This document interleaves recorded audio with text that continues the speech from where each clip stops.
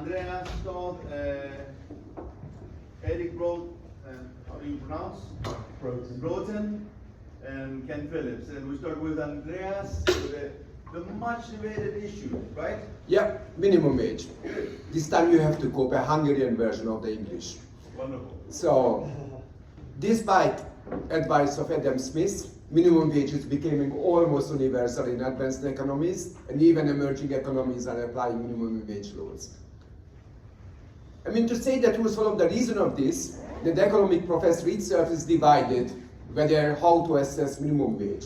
There is a camp which is saying against, because it's minimum, there's losing jobs, there is competitiveness, but there's another camp of economists saying, oh, it's not so much, because job losses are minimal, and the positive effects of the minimum wage increase is much bigger than the losses. Politically, we know that politicians are practically for minimum wage increase. Now, one of the major issues, and which I try to discuss, is the Hungarian case, when in January 2001, there was a one-step 57% increase, and January 2002, another 25% increase. So within a span of 1 year, 93% increase of minimum wage took place in Hungary. So the consequence was the same, like in generally. A negative camp, job losses, positive camp. I mean, there was almost, this is a 10 million economy. 10,000 jobs, who cares? When there's a positive effect, it is so big. And one of these major articles on Harasztás and Lindner, it is a Q1 journal in America, they said that really what has happened in this case, that consumers, rich consumers, paid more. This has helped low-wage workers, and firms serving domestic markets were able to increase their prices. Firms serving export markets suffer job losses. And they said this is contrary to the economic literature. So, what is coming out of this? The traditional economic debate, which is looking labor market, outcomes unsettled, unable to answer whether this minimum wage is good or bad, and is really depending on the vision of analysts which camp they belong to. The political debate is settled, politicians are happy to increase minimum wages. And my proposal is to have a new framework to understand minimum wages, which is looking the broader aspect of minimum wages increases, and is based on János Kornai's theoretical framework of soft and hard budget constraints. János Kornai used this soft and hard budget constraint to compare socialist economy and capitalist economy, and said companies in socialism had sub-budget constraints. This led to shortage, lack of innovation, no destruction, and firms in capitalist economy as hard budget constraints, which leads to innovation and so on. But Kornai, in the late 80s, has discovered there is a pervasive presence of sub-budget constraints in capitalism also. And he called this as a disease in the capitalism, and then he said it's much more expanded than just firms, and central government has key position and is the main responsible for this. So my framework is extension of the Kornai's idea, and they said the pool of economic actors affected by budget constraints wider than firms, and the ultimate budget constraints, the money of the currency of the international monetary system. And this is my framework. So the pool of economic actors, not only the firms but we have the state, which is enormous budget, central banks, commercial banks, and finally consumers. And this is how it's looking. Here is the state government aiming softening budget constraint of economic agents, and it has various measures: deficit spending, political pressure, direct budget, financial support, regulation.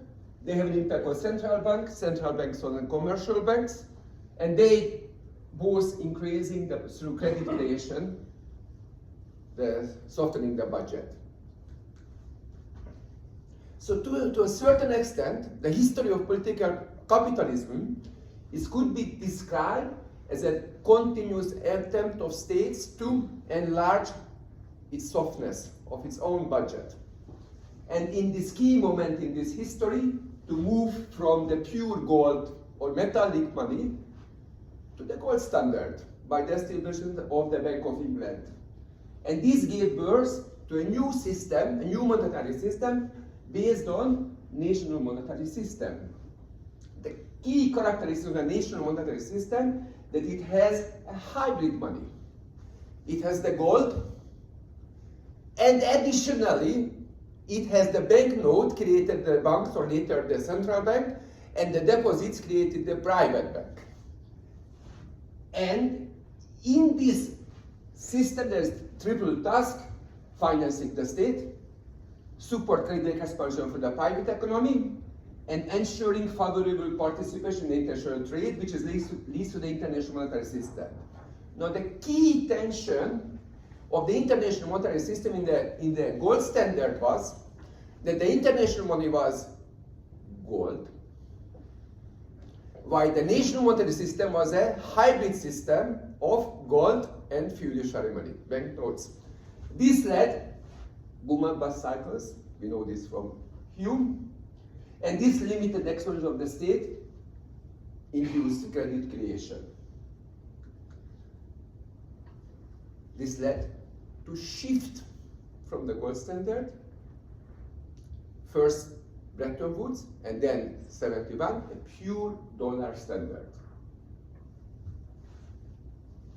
The currency of the international monetary system, now the US dollar, which is itself an expandable monetary base, while the currency of the national monetary systems is the samest of national currency pyramided on dollar reserves and the central banks.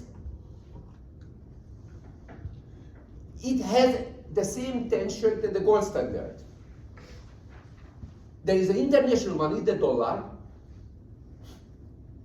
which is a hard constraint for every nation, save one, the United States.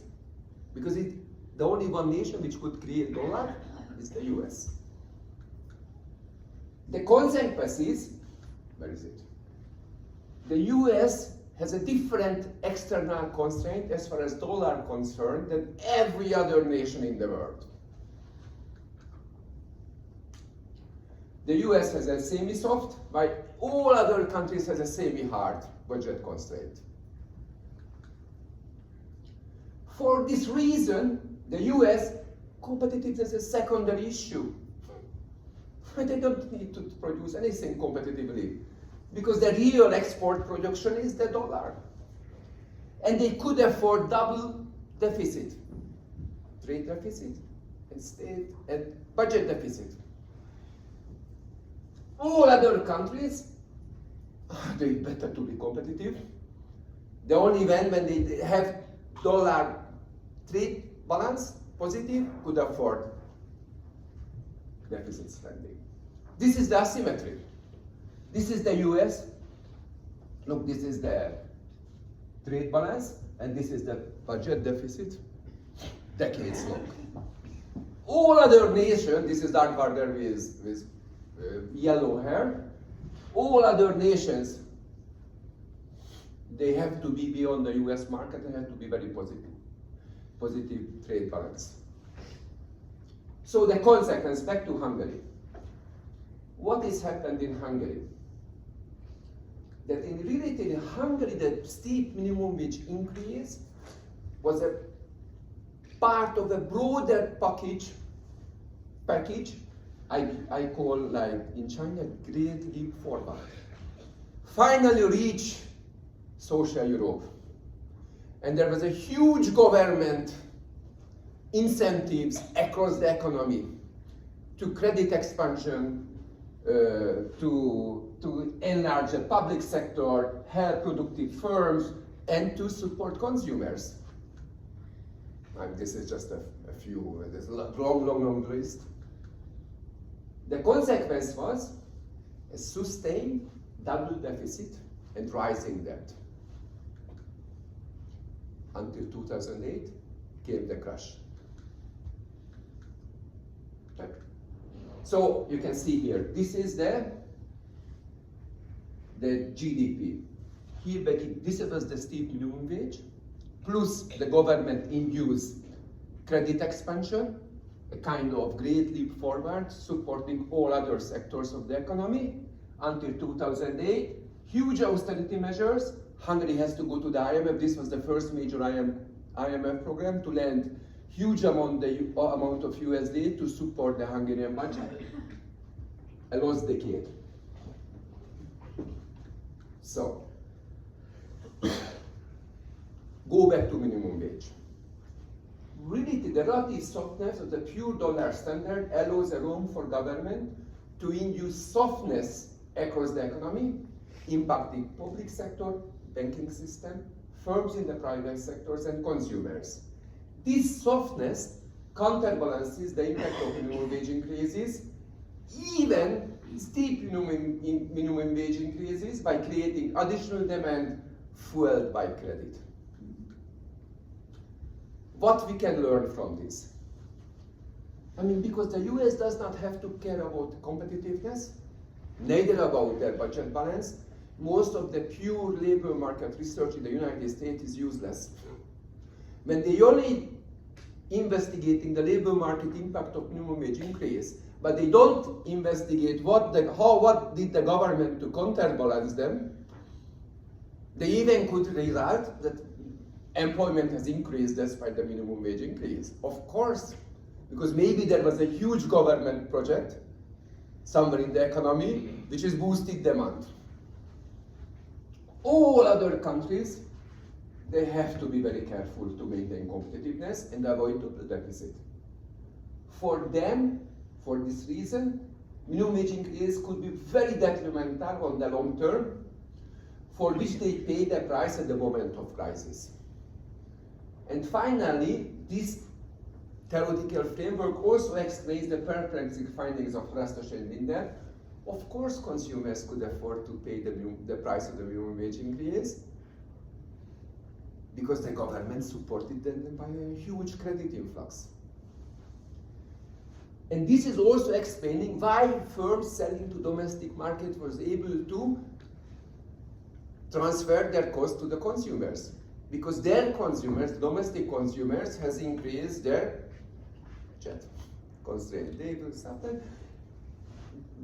Meanwhile, those firms who served export markets, whose governments were not so generous as the Hungarian one, had not increased their market, so they had to cut employment. Yes. This is the paper. Thanks very much for your attention.